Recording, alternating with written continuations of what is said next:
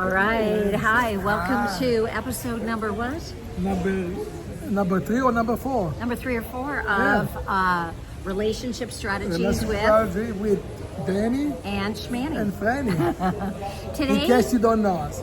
we are going to discuss how to never be annoyed in your relationship. Yes. Again. Again. It's the simplest exercise. Right. By the way, we're here at the Breakers in Palm Beach, which is our go-to coffee spot. Right. And we'll show you more of it Are we having our coffee? Yes, cheers. Got our coffee on. Yes. And this is such a simple exercise. It has saved us stress from so many different angles. Yes. It's ridiculous. All it is, having some distance from your emotional triggers is what allows you to chill the you-know-what out. Yeah, so situation happens sometime when you get annoyed or... I never get annoyed. It's in stages. You get annoyed and then you get mad. Right. So to avoid the triggers, like Right. let's say, I don't know, Danny annoys me. Let's just say. Maybe in 20 years being together, might have happened once. Maybe, nah. Put couple zeros next to the one. Or, maybe somebody else annoys him because it couldn't be me. So here's what you do. And we do this now and it works so well, but you have to follow along. It's super easy. Easy. The simpler you keep it, the better. Let's not tell him. No. So here's all you do. So let's say Danny says something or does something to annoy me. Instead of me being reactive, which is all of our normal patterns, right? This is usually our mothers or our parental, our teachers. Everybody used to act with annoyance and then, react and, be nasty or say, you're bad, go stand in the corner. If you start to react to it, before you know it, it's already argument and disagreement. We've been so trained that if somebody does something that perturbs us, the person doesn't almost want to admit it because we've been so shamed in our society and told you have to go stand in the corner or some of this nonsense, right? So here's all you do. Let's say Danny annoys me. Right. All I do is I keep my mouth zipped. Now that's the hardest part, right? Especially when you're super annoyed. Vice so you make versa. No. So all you do is make up a white lie excuse, right? So you say something like, oh, honey, I'm really sorry, but I forgot to do something important. I can't tell you what it is, and I'll be right back. You go outside, you go to the car, go to the bathroom, or you go somewhere.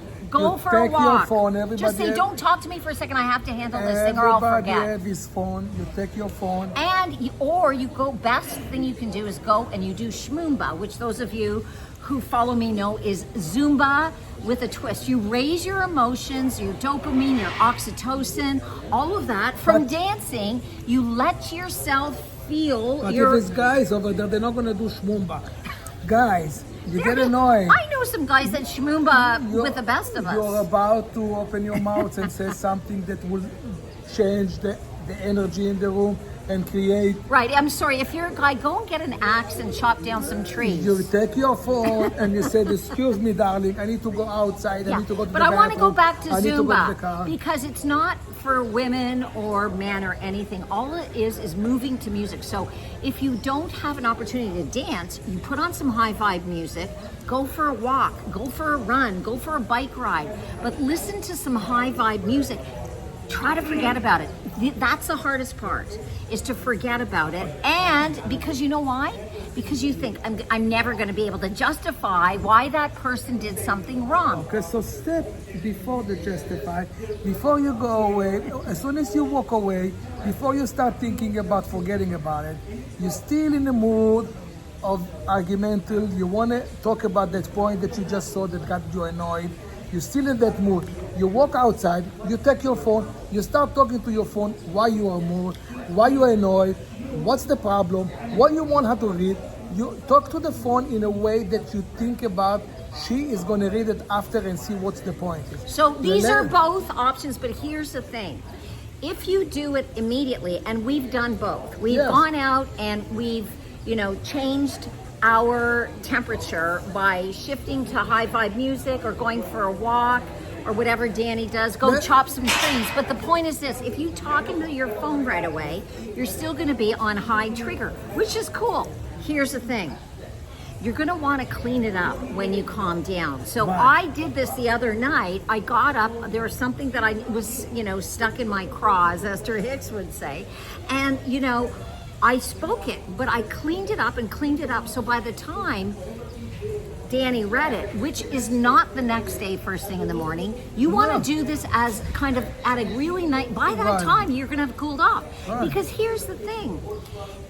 The other person generally 99.999% of the time loves you, and Right. we want to get along. And the reason the divorce lawyer kind of industry is so huge and thriving, and that they are so wealthy, and God bless them, God has to bless them, good for them. But the point is, most people don't have the skills to navigate and mitigate triggers. So, example, I left a cup of coffee. I went downstairs. We are in the center. I got a coffee. I walked like all the way to the coffee store and I got the coffee and brought in. I had couple zip. Went to do something. She finished the whole coffee. I'm coming in. I'm annoyed. She finished all the coffee. She didn't left me anything. Just dry. So I'm annoyed. So I said, "Excuse me.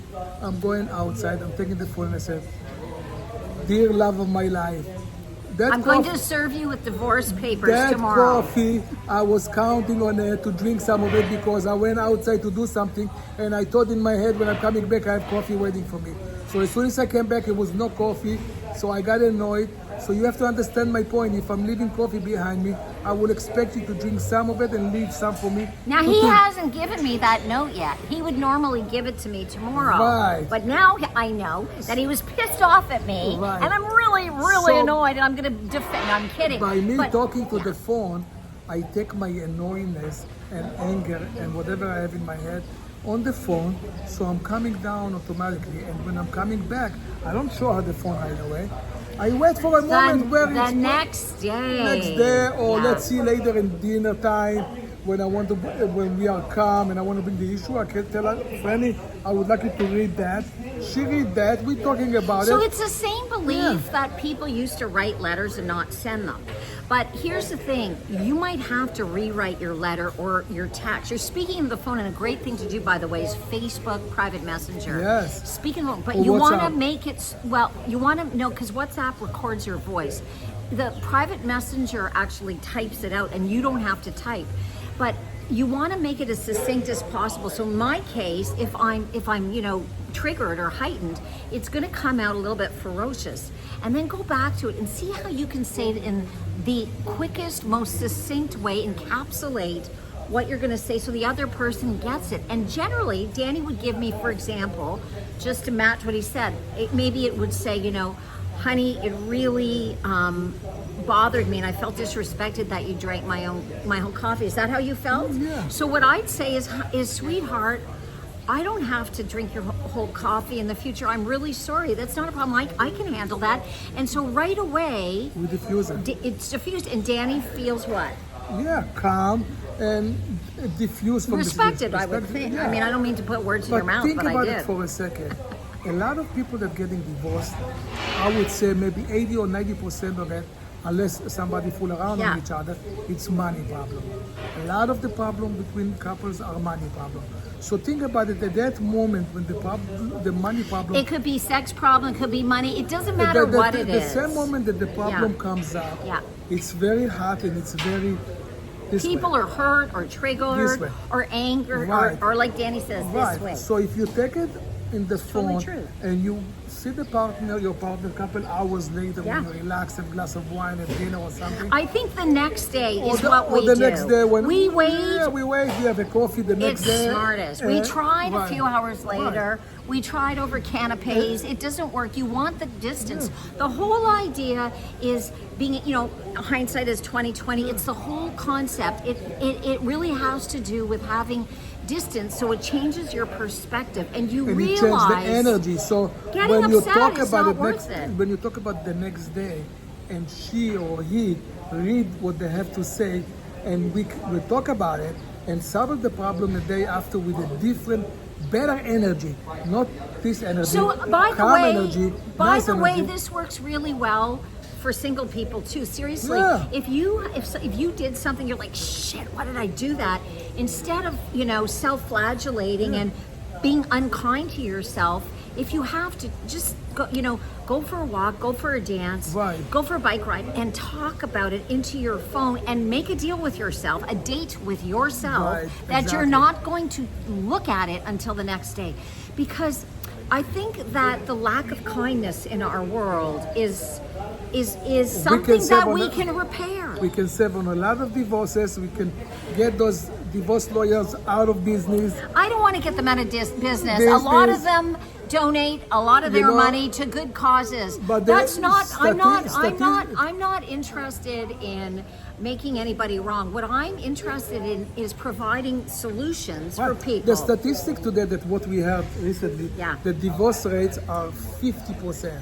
So if we can reduce it by helping I people think it's much higher than to that. 25%, My we husband is an optimist. We already did something huge. Plus single guys that have suddenly a small relationship here and there, and instead cutting it off right away, can make the relationship last longer, and we have more marriages. And more- you end up, if you are going to divorce, and there's nothing wrong with divorce, some relationships, Would last have longer.